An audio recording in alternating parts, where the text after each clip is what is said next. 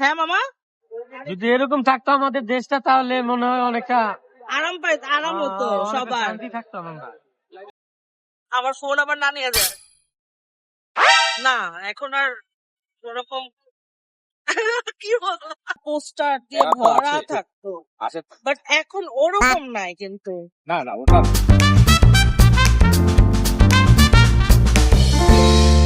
Guys, আমরা আজকে বের হয়েছি নতুন একটা অন্যরকম ঢাকা দেখার জন্য। অ্যাকচুয়ালি নতুন ঢাকা কিরকম আমি জানি না, বাট আজকে পুরা ঢাকা শহর হচ্ছে খালি। আজকে 11 তারিখ, আগামীকাল যেহেতু ভোট, তো আজকে পুরা ঢাকা শহর খালি। তো এই ঢাকা শহর দেখতে আসলে আমরা আজকে বের হয়েছি, আর সত্যি ভালোই লাগছে। এরকম ঢাকা যদি সবসময় থাকতো ভালোই লাগতো। আর আমি তো আসলে রিক্সার মধ্যে বসে আছি, যার কারণে আমার ক্যামেরা আজকে অনেক বেশি একটু কাঁপছে। তো আপনারা দেখুন আমার মতো যে এই ঢাকাটা কেমন লাগে দেখতে।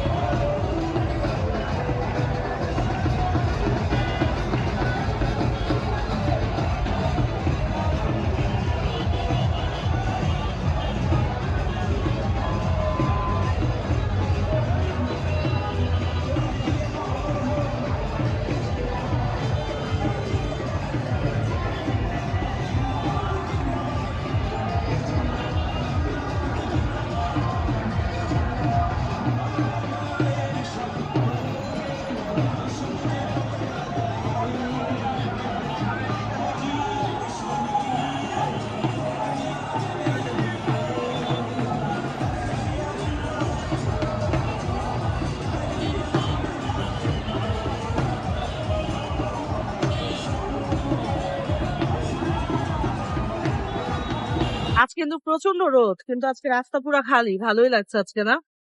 এই জন্যই বের হলাম দেখার জন্য যে আসলে ভোটের আগে কেমন লাগবে। এরকমটা থাকতো যদি আমাদের দেশটা, হ্যাঁ মামা, যদি এরকম থাকতো আমাদের দেশটা তাহলে মনে হয় অনেকটা আরাম হতো সবার। শান্তি থাকতো আমরা।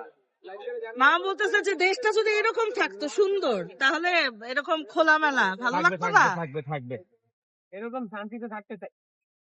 খেয়াল করছো অন্যান্য টাইমে কিন্তু ওই যে উপর গুলোতে অনেকই থাকতো না, কি থাকতো? ওই যে ব্যানার পোস্টার দিয়ে ব্যানার তো ভরা আছে। থাকতো, আছে বাট এখন ওরকম নাই কিন্তু। না না ওটা নাই। ওটা নাই, আগে তো আকাশ দেখা যেত না, হ্যাঁ শুধু ব্যানার আর ব্যানার ছিল। আগে তো কাউন্সিল নির্বাচন হইলেও তো তোমার মনে করো হ্যাঁ, ব্যানারটা ভরে ফেলতো। গড়ে ফেলতো, বাট এখন কিন্তু কিচ্ছু নাই। এখন খুব সুন্দর, দেখেন আপনারা নিজেরাই দেখেন, সুন্দর এখন পরিবেশটা এবার ভালো। কি আজকে চাঁদ রাত? আজকে ঈদ। না, আগামীকাল ঈদ, আজকে চাঁদ রাত।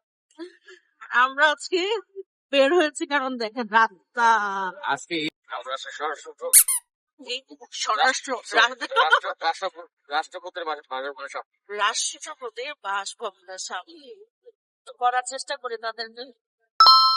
আমার ফোন আবার না নিয়ে যায় না, এখন আর ওরকম কি বলবো, পরিস্থিতি নাই। এখন আর ওরকম পরিস্থিতি নাই। এখন ইজিলি অনেক কথাই বলা যাচ্ছে। তো ভালো, এরকমই যেন ঢাকা শহর থাকে, শুধু ঢাকা না, পুরো বাংলাদেশ যেন এরকম থাকে। আজকে কিন্তু আমার মজা লাগতেছে, আজকে ঠান্ডা তো ভালোই লাগতেছে আজকে ঘুরে। সব থেকে বেস্ট জায়গায় ঘুরে আসছি আমরা, কোথায়? ঢাকা 8 আসনে।